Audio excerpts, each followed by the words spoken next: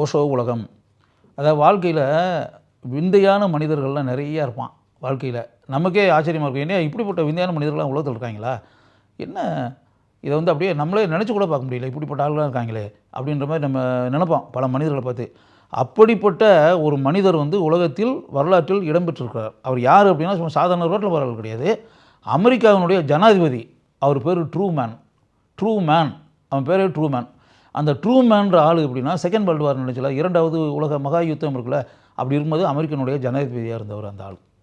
அவர் தான் ஜப்பானில் இருக்கக்கூடிய ஹிரோஷிமா நாகசாகி அந்த 2 நகரங்கள் இருக்குல்ல, அது மேலே குண்டு போட சொன்னவரே அவர் தான். அவர் உத்தரவு போட்டதால் தான் ஹிரோஷிமா நாகசாகி மீது குண்டு போடப்பட்டு 2 லட்சம் பீப்புள் வந்து நெருப்பில் எரிந்து சாம்பலானார்கள். நெருப்பு வந்து அப்படியே குண்டு போட்டவுடனே என்னாகும், அப்படியே நெருப்பு பற்றி எரியும்ல, அந்த இதில் எரிஞ்சு அந்த ஊரே நெருப்புக்கு இரையாகி 2 lakhs people have been killed, இறந்து போனாங்க. அப்படி வச்சுங்க, நெருப்பில் சிக்கி நெருப்பில் எரிந்து இறந்து விட்டார்கள் 2 லட்சம் மக்கள். இது உண்மையாகவே நடந்த விஷயம். இப்போ உண்மையாகவே நடந்துருச்சு. ஹிரோஷிமா நாகசாகியில் எந்த காலத்துலையும் நடந்துருச்சு. இன்றைக்கி வர அந்த குண்டு போடப்பட்டு அப்படின்ற ஒரு விஷயம் வரும்போது ஹிரோஷிமா நாகசாகின்ற அந்த 2 நகரங்கள் மேலே 2வது உலக மகா யுத்தத்தின் போது குண்டு போடப்பட்டது. அந்த ஊரில் வந்து மிகப்பெரிய அழிவு உண்டாச்சு, மிகப்பெரிய சேதம் உண்டாச்சு. எண்ணற்ற உயிர்கள் இறந்து விட்டார்கள், எண்ணற்ற மனிதர்கள் இறந்து விட்டார்கள். அப்படின்றது ஒரு வரலாற்றில் ஒரு கரை மாதிரியே அப்படிப்பட்ட ஒரு சம்பவம் அந்த காலத்தில் நடைபெற்று விட்டது. அப்படி வச்சுக்கோங்க. இப்போ இந்த இன்சிடென்ட் நடந்துருச்சு. நடந்த பிறகு மறுநாள் காலையில் ஜேர்னலிஸ்ட் அப்படி இருக்காங்க, செய்தியாளர்கள், நாளிதழ்களின் செய்தியாளர்கள், பருவ இதழ்களின் செய்தியாளர்கள், அவங்க வந்து பேட்டி ட்ரூமேனை போய் சந்திக்கிறாங்க. ப்ரெஸ் மீட்டு சந்தித்த உடனே அவங்க பொதுவாக கேட்பாங்களே, மிஸ்டர் ட்ரூமேன், இதை மாதிரி செகண்ட் வேர்ல்டு வார் இதில் வந்து நீங்கள் வந்து ஹிரோஷிமா நாகசாகின்னு சொல்லி ஜப்பானில் இருக்கக்கூடிய 2 நகரத்தின் மேலே குண்டு போட்டீங்க. குண்டு போட்டதில் 2 லட்சம் பீப்புள் வந்து இறந்துட்டாங்க, நெருப்பில் சிக்கி இறந்து. வந்து இப்படிப்பட்ட ஒரு துயர சம்பவம் வரலாற்றில் இடம் பிடித்து விட்டது. நீங்கள் வந்து நேற்று எப்படி தூக்கம்லாம் உங்களுக்கு எப்படி அப்படின்னு கேட்டாங்க. உடனே அந்த ஆள் சொன்னான், ட்ரூமேன் சொன்னான், நான் வந்து ரொம்ப நாளாக தூக்கமே இல்லாமல் கிடந்தேன், தூக்கமே வரலைங்க. இரவு நேரங்களில் அப்படியே தூக்கம் வராமல் இப்படியும் புரண்டுக்கிட்டே கிடப்பேன். நீங்கள்லாம் வந்து அப்படியே அமெரிக்கன் சிட்டிசன்ஸ் தானே, நீங்களாம் நல்லா உங்கள் வீட்டில் படுத்து தூங்கிட்டு கிடந்தீங்களா, மெத்தையில் படுத்து.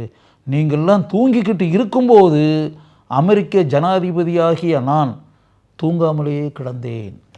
வாரக்கணக்கில், மாதக்கணக்கில், இரவு நேரத்தில் தூக்கமே இல்லாமல் நான் பாட்டுக்கு புரண்டுக்கிட்டே கிடப்பேன். இப்படியும் அப்படியும் புரளுவேன், தூக்கமே வராதுங்க. ரொம்ப கஷ்டமாக இருந்துச்சு. நானே பல நேரங்கள் அப்படி நினச்சிக்கிட்டே இருப்பேன், என்ன இது தூக்கம் இல்லாமல் தவிச்சிக்கிட்டு இருக்கமே, நம்ம எவ்வளோ முயற்சி செய்தும் தூக்கம் வர மாட்டேங்குதே, வலிய கண்களை மூடிக்கொண்டு படுத்து அப்படின்றா கூட தூக்கம் வர மாட்டேங்குதே, அப்படியே தூக்கம் வராமல் புரண்டு கிடந்தே பொழுது விடிஞ்சிருதே, இப்படி எத்தனை நாள் தாங்க தூக்கம் இல்லாமல் இருக்கிறது அப்படின்னு நினச்சி நான் வந்து அப்படியே துன்பத்தில் சிக்கி போய், ஏன் நமக்கு தூக்கம் வர மாட்டேங்குது, ஏன் நம்மளால் தூங்க முடியல, ஏன் கண்களை மூட முடியல, பொழுது விடிகிற வரைக்கும் கண்களை திறந்து வச்சுக்கிட்டே புரண்டுக்கிட்டு கிடக்கிறோமே. சாதாரண குடிசையிலையும் சாலை ஓரத்துலையும் நடைபாதையிலும் வசிக்கக்கூடிய மனிதர்கள்லாம் கொரட்டை விட்டு நிம்மதியாக தூங்கிக்கிட்டு இருக்காங்க. அமெரிக்க ஜனாதிபதியான எனக்கு தூக்கம் வரல, தூக்கம் இல்லாமல் சிரமப்பட்டுக்கிட்டு இருக்கேன், கஷ்டப்பட்டுக்கிட்டு இருக்கேன், அப்படியே கண்ணீர் விட்டு கதறிக்கிட்டு இருக்கேன். என்னுடைய அவல நிலை இந்த அமெரிக்காவிற்கு தெரியுமா, அமெரிக்க மக்களுக்கு தெரியுமா, நம்ம ஜனாதிபதி இப்படிப்பட்ட ஒரு மோசமான நிலையிலே இருக்கார் அப்படின்ற மாதிரி அமெரிக்க மக்கள் நினச்சி பார்த்தாங்க அப்படின்னா என்னை பற்றி அவங்களுக்கு எப்படிப்பட்ட உயர்ந்த எண்ணம் உண்டாகும் யோசிச்சு பாருங்கள். பல மாதங்களாக நான் வந்து தூக்கம் இல்லாமல் தவித்து கொண்டிருந்த நான் எத்தனையோ மாதங்களுக்கு பிறகு நேற்று இரவு நான் நிம்மதியாக தூங்கினேன். ஹிரோஷிமா நாகசாகி அப்படின்ற அந்த 2 நகரங்களின் மீது குண்டு போடப்பட்டு 2 லட்சம் மக்கள் இறந்தார்கள் அப்படின்ற அந்த சந்தோஷ செய்தி இருக்கு இல்லையா, அது எனக்கு கிடைச்ச பிறகு தான் நிம்மதியாக பல மாதங்களுக்கு பிறகு தூங்கினேன். யோசிச்சு பாருங்கள், ஒரு அமெரிக்க ஜனாதிபதி ஒரு ஆள் இப்படி சொல்லக்கூடிய வார்த்தைகள் இது. அதாவது 2 லட்சம் பீப்புள் செத்து போன பிறகு அந்த சந்தோஷ செய்தியாக அதுக்கு இவருக்கு சந்தோஷ செய்தி கிடைத்த பிறகு இவர் நிம்மதியாக தூங்கினாராம் பல மாதங்களுக்கு பிறகு. இவர் விஞ்ஞான மனிதர் தானே, யோசித்து பாருங்கள்.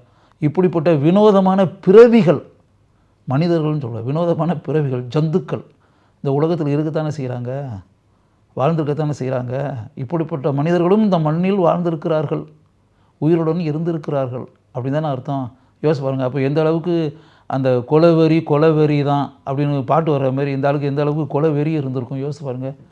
2 லட்சம் பீப்புள் செத்து போன அன்றைக்கி நான் நிம்மதியாக தூங்கினேன். அந்த செய்தி கிடைச்ச பிறகு தான் இப்போ தான் எனக்கு தூக்கம்ன்றதே வந்திருக்கு, இத்தனை மாதங்களுக்கு பிறகு அப்படின்னு சொல்லிட்டு ட்ரூமேன் அமெரிக்கன் ஜனாதிபதி அப்படி பத்திரிகையில் சொல்லி பத்திரிகையில் பிரசுரமாகி அப்படின்ற இந்த விஷயத்தை ஓஷோ வந்து தன்னுடைய புத்தகத்தில் குறிப்பிட்டிருக்கிறார். அது இப்படிப்பட்ட மனிதர்களையெல்லாம் பார்த்தது தான் இந்த மண் அப்படின்னு சொல்லிட்டு அவர் சொல்கிறாரு. இதை படிக்கும்போது இப்போவும் அந்த கொலைவெறி பிடித்த மனிதர்கள், போர்க்குணம் படைத்த மனிதர்கள், போர் வெறி படைத்த மனிதர்கள், மனித உயிர்களை கொல்வதை நோக்கமாக கொண்ட மனிதர்கள், மனித உயிர்கள் இல்லாமல் போவதை பார்த்து சந்தோஷம் அடையக்கூடிய மிருகத்தனமான குணங்களை கொண்ட போர் வெறி பிடித்த தலைவர்கள் இன்றைக்கும் இருந்துக்கிட்டு தானே இருக்காங்க. ஏன்னா ட்ரூமேன் அந்த காலத்தில் இருந்தார் அப்படின்னா அவரோட முடிஞ்சு போச்சா? இப்போவும் இருக்கிறாங்க. அப்படி இருக்கிறதுனால தானே இப்போவும் போர்லாம் நடந்துக்கிட்டு இருக்கு. உக்ரைன் ரஷ்யா யுத்தம்லாம் என்ன, ஆப்கானிஸ்தான் யுத்தம் என்ன, ஈரான் ஈராக் என்ன, கார்கில் போர் என்ன, சீனா வந்து அப்பப்போ இந்தியாவுக்கு டார்ச்சர் கொடுத்துக்கிட்டு இருக்கா, இதெல்லாம் என்ன, இஸ்ரேலில் என்ன நடக்குது, காசாவில் என்ன நடக்குது யோசித்து பாருங்கள். அப்போ இதெல்லாம் என்ன, இதெல்லாம் இன்னும் ட்ரூமேனை போன்ற மனிதர்கள் உலகத்தில் இருக்கிறார்கள் அப்படின்னு தானே அர்த்தம் அப்படின்னு சொல்லிட்டு இதை புரிஞ்சுக்கங்க. இப்படிப்பட்ட மனிதர்கள் உலகத்தில் இல்லாமல் இருக்கும்போது தான் இந்த உலகம் நல்ல உலகமாக, அமைதியான உலகமாக, சாந்த நிலை இருக்கக்கூடிய அருமையான உலகமாக இருக்கும். இப்படிப்பட்ட போர் வெறி பிடித்த மனிதர்கள் இந்த உலகத்தை விட்டு முற்றிலுமாக நீங்கக்கூடிய காலம் வராதா அப்படின்ற ஏக்கம்தான் இந்த ப்ரோக்ராம் பார்த்துக்கிட்டு இருக்கக்கூடிய உங்கள் எல்லாருக்கும் உண்டாகும் என்று எனக்கு தெரியும்.